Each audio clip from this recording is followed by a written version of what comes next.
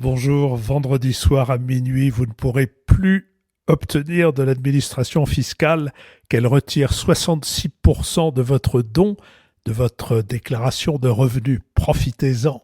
Un soutien ponctuel, un soutien mensuel. Notre site, lenouvelespritpublic.fr, l'onglet Soutenez-nous, et vous choisissez. Merci.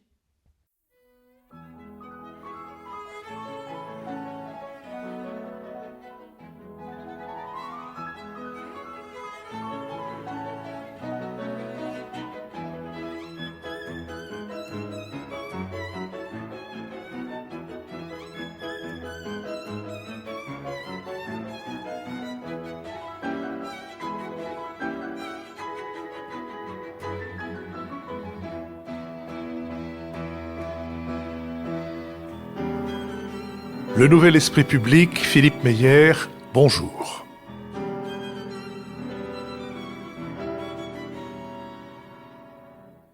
Bonjour, merci de nous avoir rejoints. Nous sommes donc à l'école alsacienne avec Jean-Louis Bourlange, David Jayes et Richard Verly et Georges Saline, invités de cette émission thématique sur le procès des attentats de 2015, émission thématique qui a été mise en ligne dimanche dernier.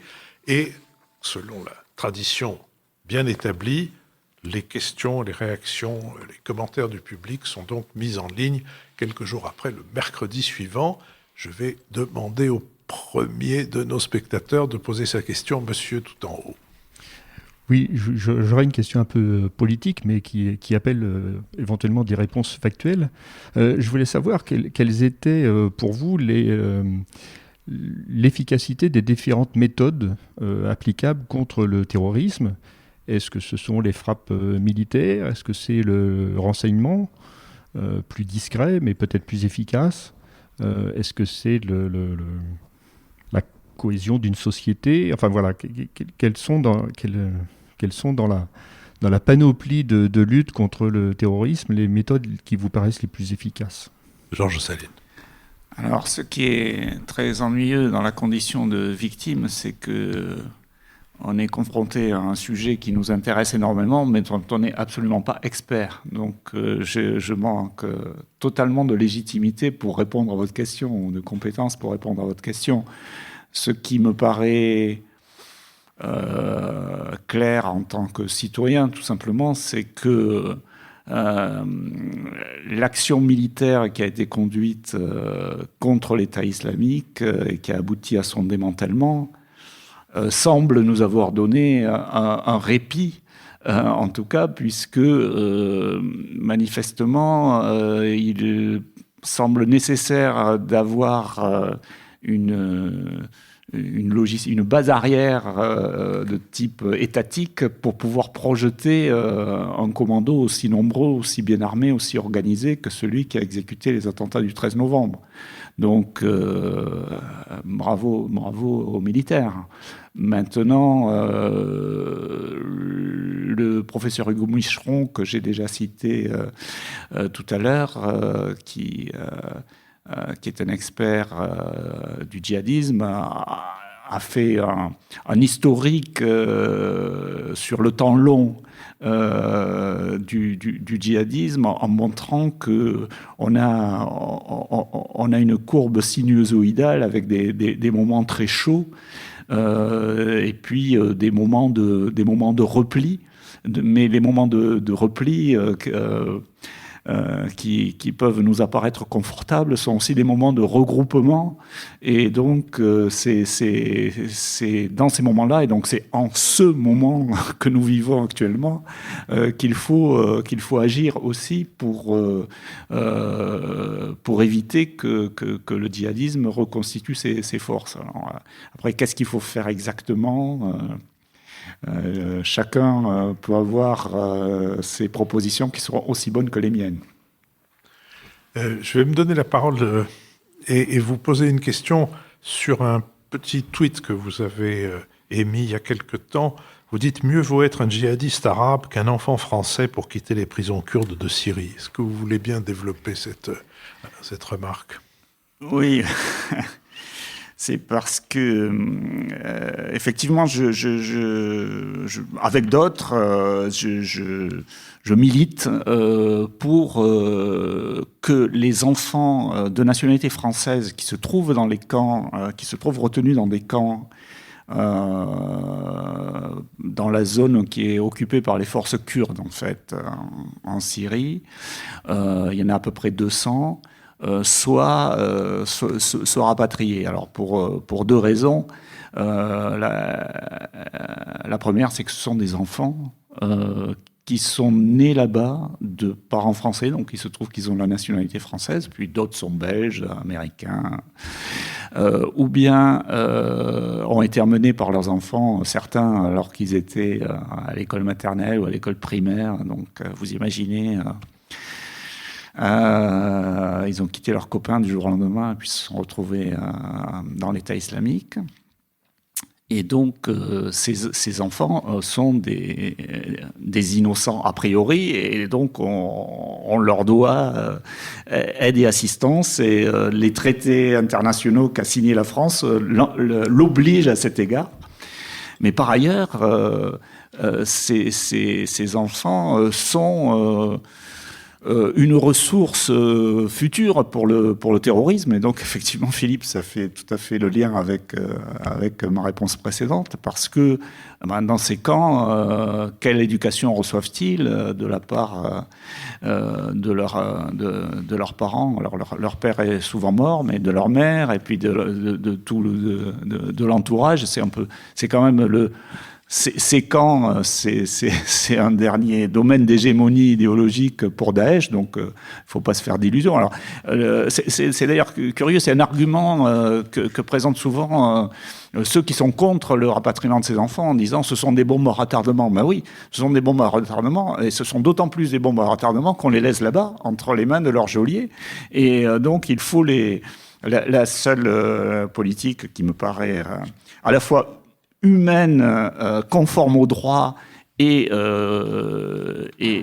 raisonnablement sécuritaire, c'est de rapatrier ces enfants, de les placer dans des familles d'accueil, de les éduquer, ce qui se fait au compte-gouttes, mais ce qui ne se fait pas d'une manière générale, parce que on refuse de rapatrier les mères et on refuse de rapatrier les adultes. Mais en fait, moi, pour les mêmes raisons, je pense qu'il faut rapatrier tout le monde, judiciariser, bien sûr, les adultes et éduquer les enfants. Et oui, le fait des djihadistes arabes, parce qu'il y avait eu des libérations... les Kurdes sont bien empêtrés avec les centaines voire les milliers de personnes qu'ils ont dans ces camps. Et donc, ils procèdent à des libérations massives en nous assurant qu'ils ont bien vérifié que tous ces gens-là sont inoffensifs, mais j'en doute. Jean-Louis Bourlanges ? Oui, c'est un problème extrêmement délicat. Il ne comporte aucune bonne solution, en réalité. Moi, j'ai reçu la maire de Raqqa dans ma commission. Je vais aller voir ces gens... dans ces camps d'ici 2 mois. Je comprends très bien ce que vous ressentez. Je crois que sur le plan de la lutte contre le terrorisme, toutes les solutions sont mauvaises. On les arrache ici, on les met ici, on va créer des enfants déracinés en situation de volonté de revanche, de volonté de justice à l'égard au nom de leurs parents. Et ça sera certainement extrêmement difficile de les insérer dans un processus normal. On les maintient là-bas, c'est atroce, vous avez tout à fait raison. C'est vraiment passer par pertes et profits des innocents, car a priori les enfants sont des innocents, même si dès 12, 13 ans, 10 ans, ils sont déjà, même 10 ans, ils sont déjà très, très embrigadés. Les séparer de leurs parents, c'est quand même quelque chose de très dur, et les accueillir avec leurs parents sont eux-mêmes en prison. Enfin, tout ça est vraiment sans solution sans solution satisfaisante. Moi, je crois comme vous, je ne me prononce pas sur la séparation des familles ou pas, Mais je crois comme vous que la République a un devoir vis-à-vis de ses enfants, qu'on ne peut pas les laisser comme ça, qu'on doit leur assurer une socialisation dans des conditions satisfaisantes sur le territoire national. Je crois que ça sera, il y aura beaucoup de ratés, ça sera coûteux, ça sera difficile, mais je crois qu'il faut le faire. Le rapport aux parents, ça c'est très très compliqué. Peut-être faut-il réagir au cas par cas. C'est sans doute pas la même chose, mais c'est une affaire atroce. Ça arrange tout le monde de dire ils sont là-bas, ils sont loin des yeux, loin du cœur, loin. Bon, mais je pense qu'il faut le faire. Moi, j'ai été très frappé quand même de la. Vous avez rendu hommage aux forces militaires tout à l'heure. Quand j'ai accompagné le président et Monsieur Le Drian à Bagdad puis à Erbil, j'ai été quand même très frappé de la ferveur de cette, et quand j'ai reçu la maire de Raqqa, de la dignité des Kurdes dans cette affaire. Je crois que les Kurdes sont vraiment ceux qui ont, dans des conditions extrêmement difficiles et très imparfaites, enfin tout ça, il y a plein de choses qui ne vont pas, vous en avez signalé certaines, mais ce sont eux qui essaient vraiment de faire quelque chose.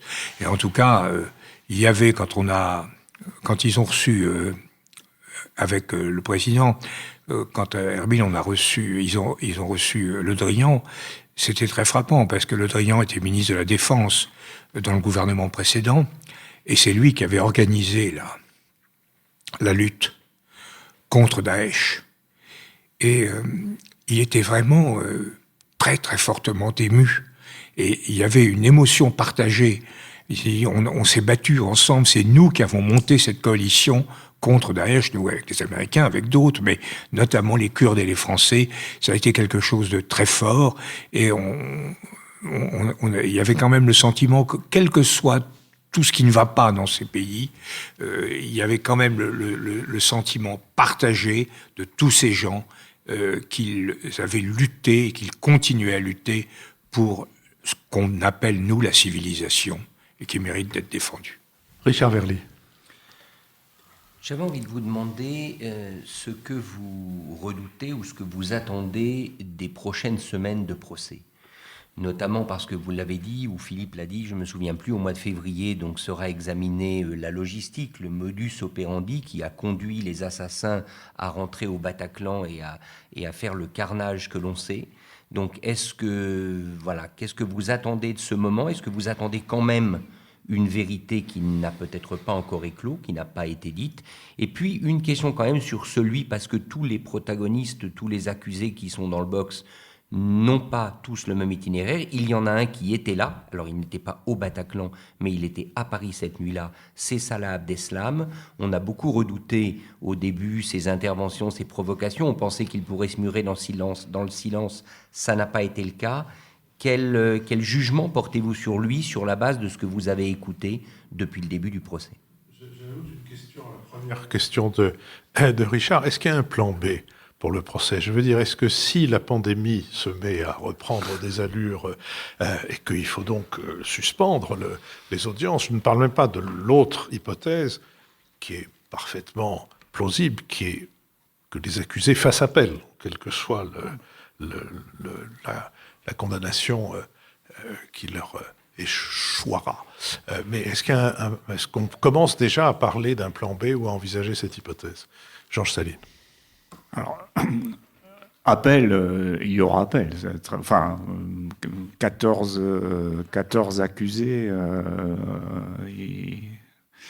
il serait extrêmement douteux qu'ils soient tous satisfaits du sort qui leur sera fait. Et si tel était le cas, le ministère public ferait appel probablement, parce que ce serait à son tour de ne pas être satisfait. Mais bon, mais ça sera pour plus tard, je suppose. Le plan B, je ne sais pas, Philippe, mais il y a des le calendrier est assez compliqué par le fait que plusieurs de ces accusés sont également poursuivis par les Belges dans le cadre du procès des attentats du 22 mars 2016.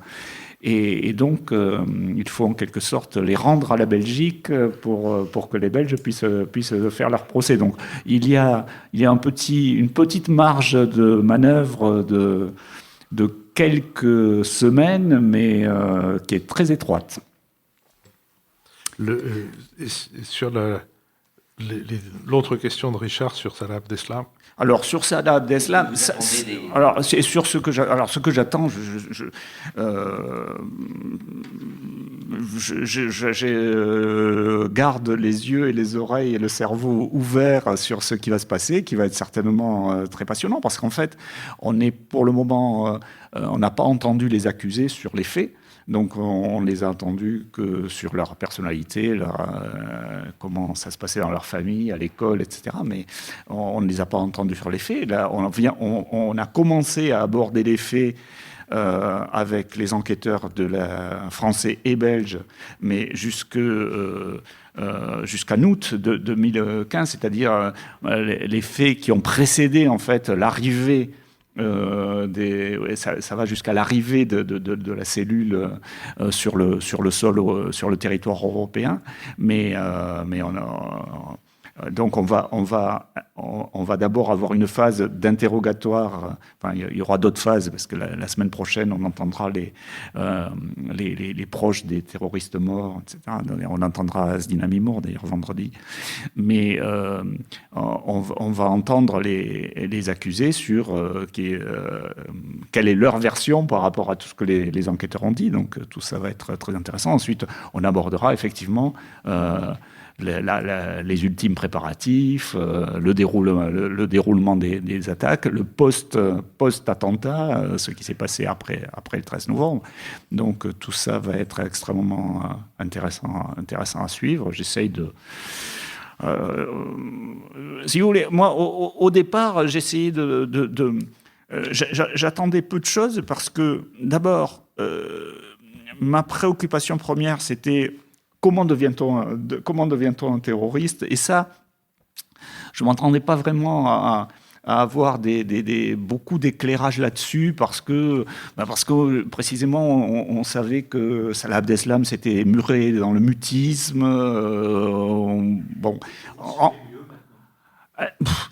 Oui, un peu mieux, parce que effectivement, chaque accusé s'est exprimé, puis on a des éclairages sur le parcours individuel des uns et des autres, et avec des faits assez singuliers, assez différents d'un accusé à l'autre. Par exemple, Mohamed Abrini, qui est c'est un délinquant de droit commun, ce type-là. C'est un type un peu bas de plafond, hein, et quand il décrit son départ donc c'était vraiment, a priori, lui, il n'était pas au départ un islamiste radical lambda. C'est un type qui commettait des cambriolages. Il était spécialisé dans le cambriolage des concessionnaires automobiles. Il fréquentait énormément les casinos. Donc il a fait toute une série de séjours en prison. Et la dernière fois qu'il est sorti de prison, il est arrivé à Molenbeek et son petit frère n'était plus là parce que son petit frère était parti en Syrie, était mort en Syrie. Et donc ça, il le savait en sortant de prison. Et il arrive dans son quartier et tous ses copains, beaucoup de ses copains étaient partis en Syrie. Et donc il a décidé de partir en Syrie. On a l'impression que c'est presque un moment de dépression.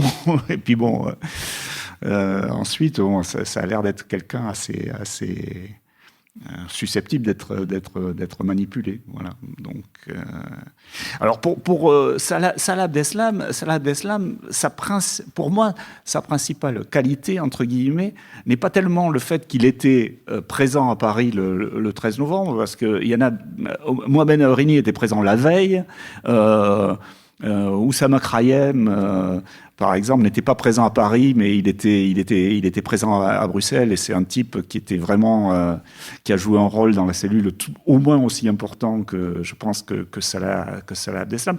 Non, l'avantage de Salah Abdeslam, c'est que c'est le seul qui, pour le moment, se présente comme un soldat du califat et fait des discours pour expliquer à quel point ils ont eu raison de faire les attentats. Donc, il offre prise, il offre prise au contre-discours. Voilà. Mais Redonnons la parole à la salle, monsieur là-haut.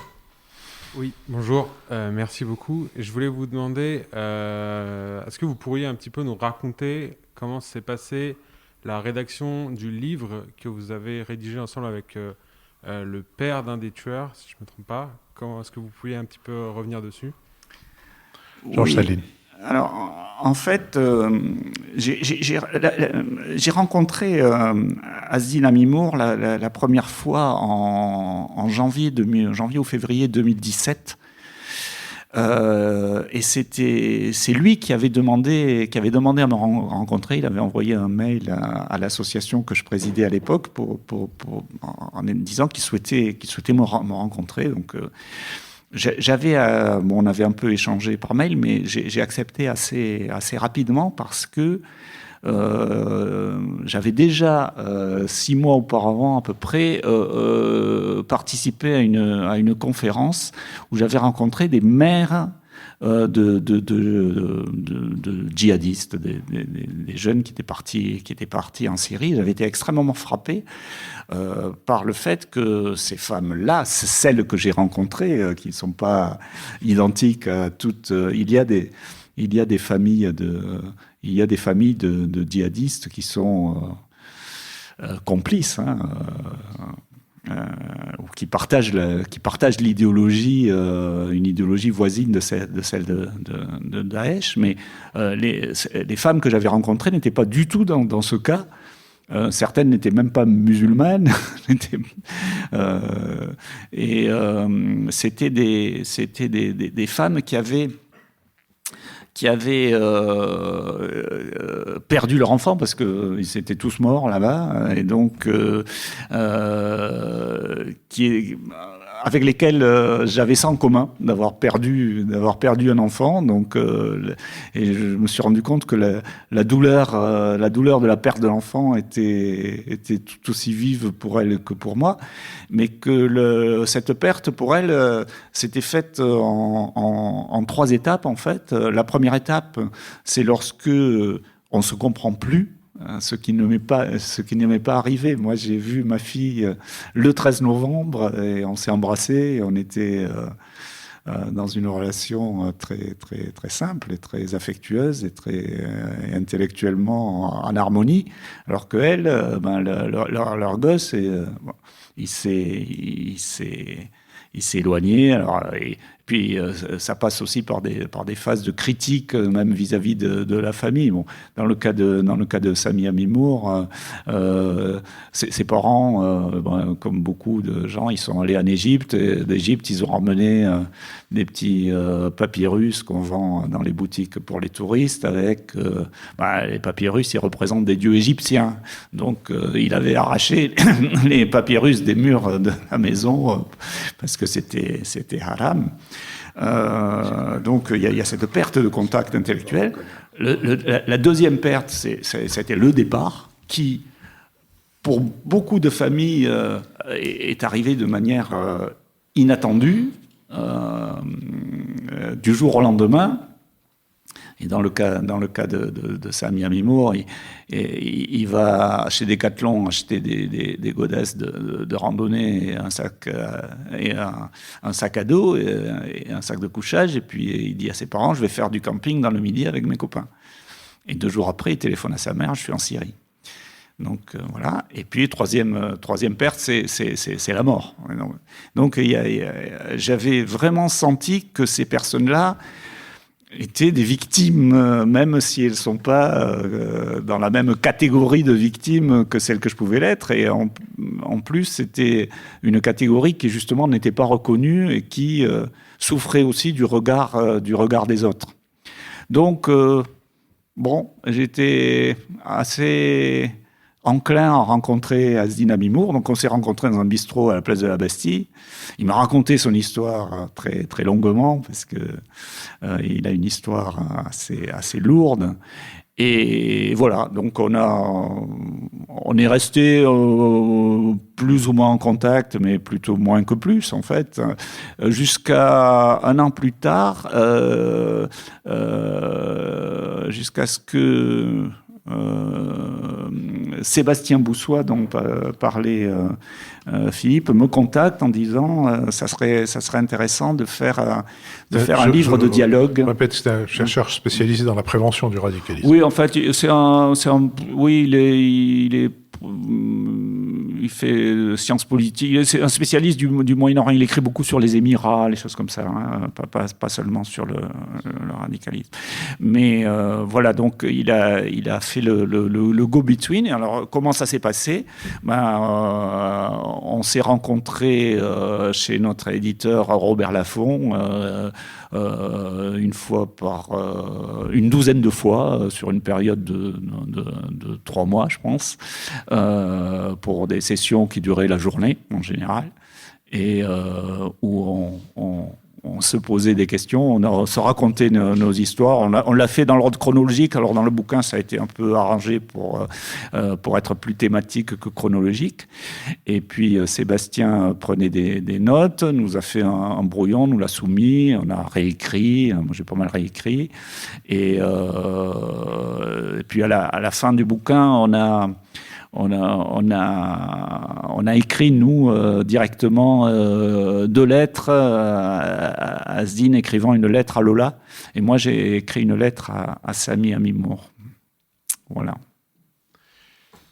Je vous remercie. Il y a une question en haut. Ah, ça y est, les questions tout d'un coup se mettent à surgir comme les champignons. Oui. Alors, monsieur là, et ensuite monsieur là-bas. C'est ça. Merci déjà beaucoup pour votre témoignage que j'ai trouvé très intéressant et surtout touchant. Je voulais vous interroger sur un autre père de victimes, Patrick Jardin, qui, comme vous, a perdu une fille au Bataclan et dont les médias, et notamment Le Monde, avaient titré un père sur le chemin de la haine.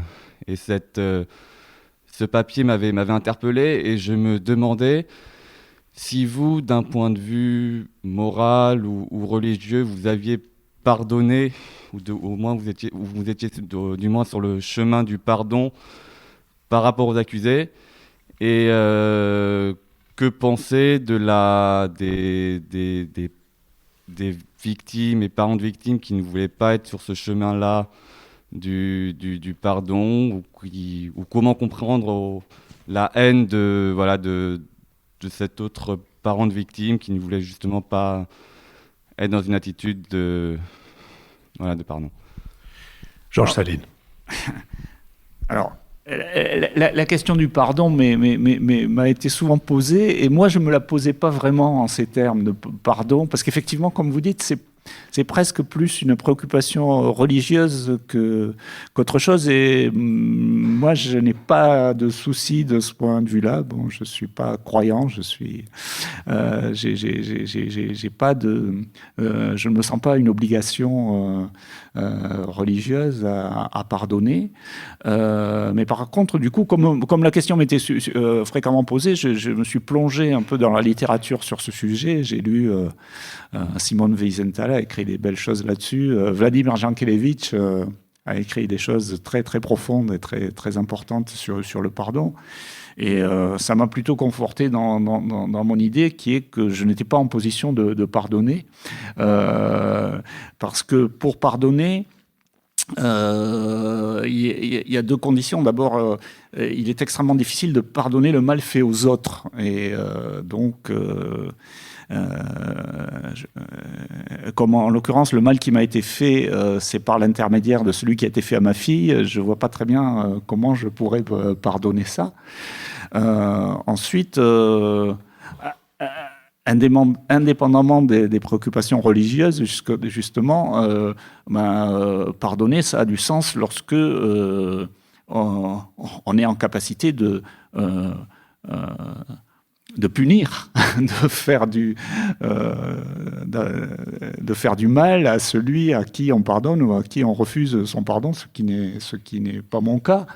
Ce qui peut, à la limite, être le cas lorsque quelqu'un demande pardon et que c'est pour lui que c'est important, pour lui que ça peut faire du bien. Et voilà, donc personne, a priori, me demande pardon. Asdine Amimour me demande pardon au nom de son fils. Moi, j'ai dit à Asdine, écoute, à toi, je n'ai rien pardonné parce qu'a priori, je considère que tu n'es coupable de rien. Et ton fils, non. De toute façon, pour moi, il est mort. Il est au-delà de ce que je peux faire à cet égard. Concernant Patrick Jardin, écoutez, Patrick Jardin, c'est un outlier parmi les victimes parce qu'il a un discours d'extrême droite. Si vous souhaitez le voir, vous allez au meeting d'Éric Zemmour aujourd'hui. Il a annoncé sur Twitter qu'il avait été invité à être sur scène avec Éric Zemmour. Donc, voilà. La seule chose que je demande, c'est qu'on ne mette pas les idées politiques de M. Jardin sur le compte de la douleur d'avoir perdu sa fille, parce que c'est faux, tout simplement. C'était un homme qui avait des idées très différentes des miennes avant le 13 novembre et qui les a conservées. Ça n'a pas amélioré les choses, sans doute, mais enfin, d'une manière générale, si vous voulez, lorsqu'on excuse les victimes qui disent des bêtises au nom du fait qu'elles sont victimes, en même temps, ça empêche... ça enlève de la crédibilité à ceux d'entre nous qui essayent de dire des choses justes. Voilà. Question qui sera la dernière, là, pour le coup. Oui, moi j'aurais une question sur le cadre juridique du procès, parce qu'à partir du moment où nos responsables politiques ont dit haut et fort que nous étions en guerre, que Salah Abdeslam s'est présenté lui-même comme étant en guerre contre la France, pourquoi est-ce la législation de temps de paix qui a été appliquée et non pas la législation de temps de guerre? Georges Saline. Alors là aussi, je manque sans doute de compétences pour vous répondre, mais les déclarations politiques sont une chose, mais la réalité juridique, c'est que non, nous ne sommes, enfin, il n'y a pas de formellement, la France n'était pas en guerre. Il n'y a pas de déclaration de guerre. Enfin, je sais pas, Jean-Louis Bourlanges sans doute est beaucoup plus capable que moi de répondre à cette question. Mais... Jean-Louis. Non, vous avez dit les choses. Tout ça, c'est un peu métaphorique. Moi, je ne suis pas tellement partisan de cette inflation du vocabulaire martial. Mais ce qui est certain, c'est que le temple de Janus est maintenant toujours entrebâillé. Il n'est ni ouvert ni fermé. Il n'y a plus de distinction dans nos sociétés entre l'État, plus de distinction politique entre l'état de paix et entre l'état de guerre. Du coup, ça pose des problèmes de savoir quels sont les corps administratifs qui doivent intervenir. Est-ce que c'est l'armée? Est-ce que c'est la gendarmerie? Est-ce que c'est la police? Enfin, ces problèmes se posent. Mais je pense que, de toute manière, il est tout à fait normal que ça soit dans les cours de justice. C'est un crime. C'est un crime de droit commun qui relève du code pénal et il est tout à fait, on voit pas du tout comment on pourrait appliquer une autre loi que celle des tribunaux de nos juridictions. Ça me paraît impossible. Mais c'est vrai qu'il y a une tendance un peu, de même que tout le monde dit, il faut que l'armée... c'était une question qui avait été posée dans les débats à l'intérieur de LR. J'avais apprécié ce qu'avait répondu Bertrand. Tout le monde disait, voilà, l'armée doit-elle intervenir pour lutter contre les terroristes? Alors, il y avait un sondage, 62% disaient oui. Des Français disaient oui. Donc, les candidats à LR s'étaient tous relevés en disant oui.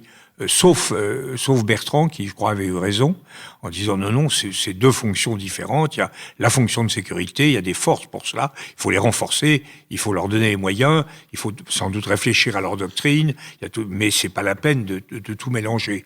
En tout cas, en matière de justice, je ne dirais pas ce que Clemenceau disait de la justice.